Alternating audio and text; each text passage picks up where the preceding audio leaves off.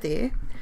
I'm making a second scrap card here, and I used to stamp an old Hero Arts poppy stamp, which has got a bit of a concave middle and never works properly despite stamp presses and whatever.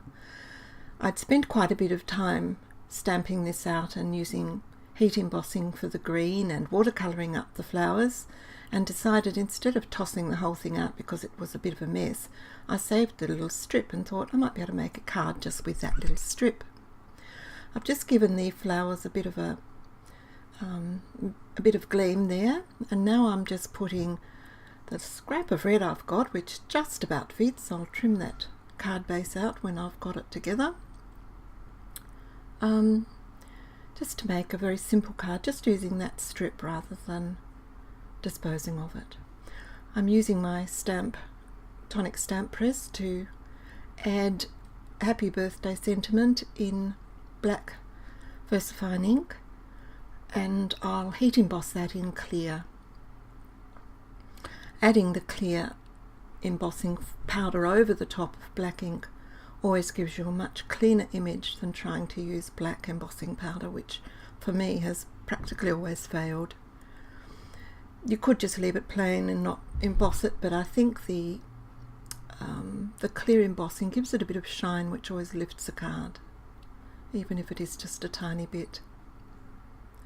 Stamp that twice and quickly put the embossing powder over it, because you don't want the ink, which is not meant to be heat embossed, you don't want that to dry.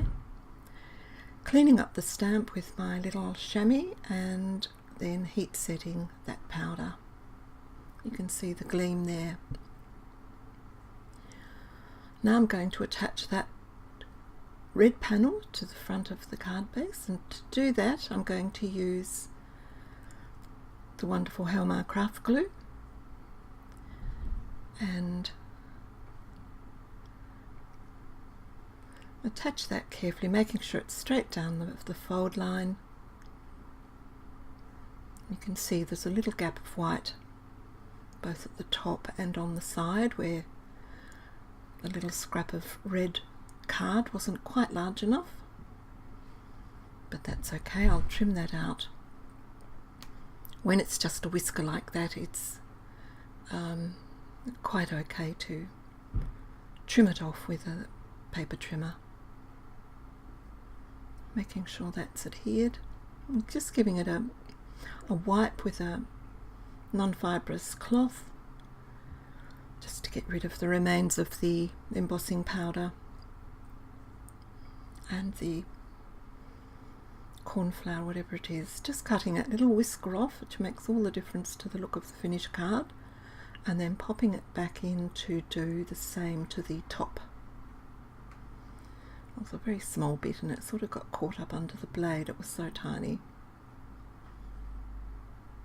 But it just makes sure that the card front is completely flush with the card base. Now I'm just going to attach that little embossed panel onto the card front, and that'll be it for this card. I did go around the outside of this with a dark green pen just to cover the white